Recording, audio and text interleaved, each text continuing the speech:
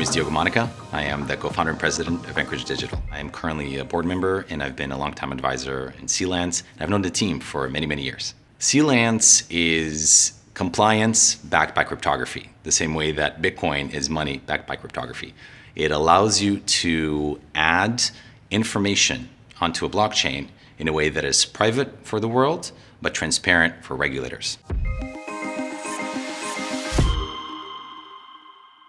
Sealance enables institutions to participate in DeFi in a way that they just couldn't do before, because they have to actually meet their fiduciary obligations and their compliance obligations, and there are many protocols, many blockchains that don't allow them to do so right now. Sealance's approach uses bleeding-edge cryptography called zero-knowledge proofs that allow us to actually have technology that works across all of the different blockchains and still meets the highest regulatory standard that we need for institutions.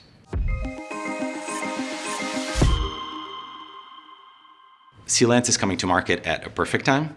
There's been a lot of issues with Tornado Cash and the OFAC actually releasing information on adding to the sanctions list Tornado Cash. So there's a lot of questions from the DeFi community and from the blockchains on how to meet the regulatory obligations that they need to under the United States law.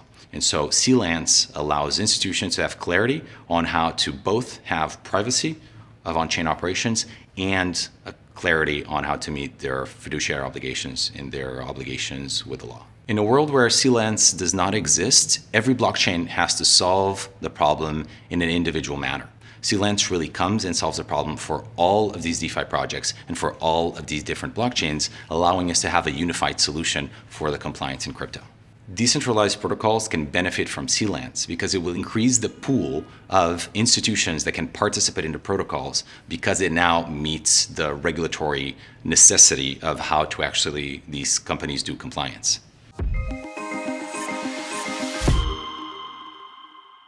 Sealance allows institutional investors to participate in DeFi in a confident manner. They are meeting the regulatory obligations and they're having access to the best projects on chain. There are many institutional investors that are waiting by the sidelines to participate in the DeFi market, and mainly because of lack of regulatory clarity and lack of clarity on how they can meet their obligations to the law and meet their compliance obligations.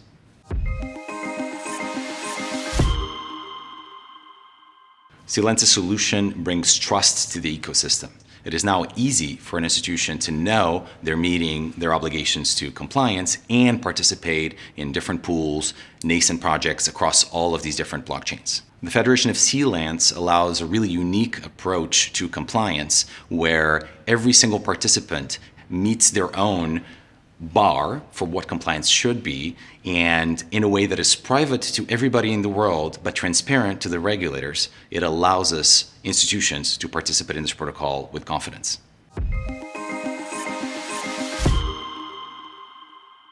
For regulators, it's extremely important for there to be a consistent solution across different blockchains and different DeFi protocols on how to meet compliance regulations and obligations, and Sealance provides that. One of the barriers to institutional adoption is the fact that there is lack of clarity around regulation and around how to meet your obligations from a compliance perspective.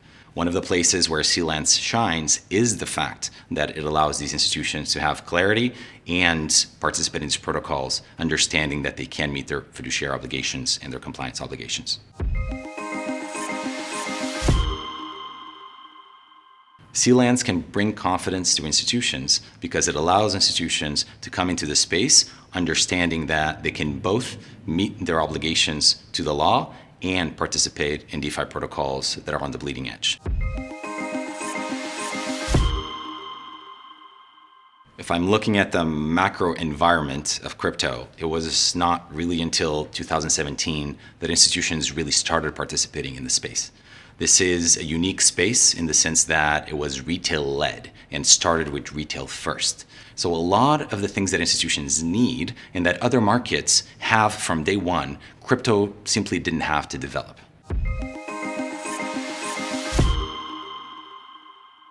One of the really important components and ethos of crypto is the fact that we want private transactions. And guaranteeing private transactions that actually meet the obligations under the law for compliance is something that is extremely hard and that should be solved with new technology and should be solved in the decentralized version of the world instead of having centralized solutions for decentralized problems. It's extremely important that Sealance comes at the problem of compliance from a DeFi native perspective because it allows Sealance to work across multiple protocols, multiple blockchains with the same level of guarantees of the trustworthiness of the compliance.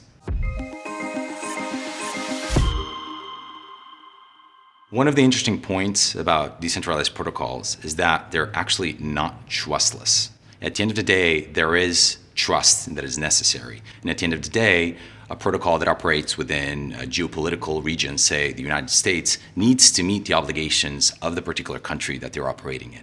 So decentralization is extremely important, but it is not necessarily that it needs to be fully trustless or that trustless means that these protocols should be done in a way that they can't meet the regulatory obligations. So one of the interesting things that we have to marry is the fact that we have to meet our obligations in a way that is consistent with the ethos of DeFi around decentralization and anonymity, for example. And this is something for which we have had no solutions for in the past, and that we've tried to solve with centralized solutions that actually centralize power versus going towards crypto-native solutions that are decentralized in nature but still allow us to actually add information to transactions and to protocols that allows institutions to meet their regulatory obligations.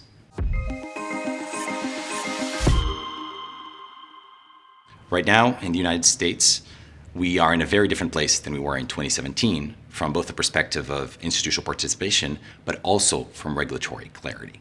And crypto is moving really fast, and crypto is not one thing, it is 15 different things, and every single one of them requires independent regulatory clarity, but we have done leaps and bounds in terms of what the United States has today in terms of clarity about how to custody crypto assets. Anchorage actually got granted the first federally chartered bank in the United States, which means that now there's an unambiguous qualified custodian that can hold assets for institutions.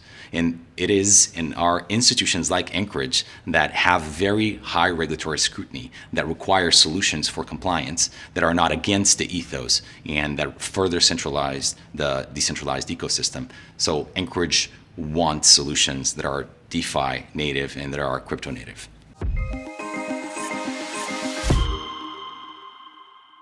Regulators have a really hard job. They both have to protect consumers, but they have to make sure that they're not stifling innovation. And it's something that is incredibly hard to do, especially in a space that is moving as fast as crypto. One of the interesting things is that we, the crypto community and the ecosystem, have to be the ones to show that the advances that have allowed us to create crypto in the first place are also going to be the technical solutions that are going to allow us to actually solve the problems around compliance for the ecosystem itself. And so it is our role to be educators of the regulators of what's actually available and what can be done with this new technology.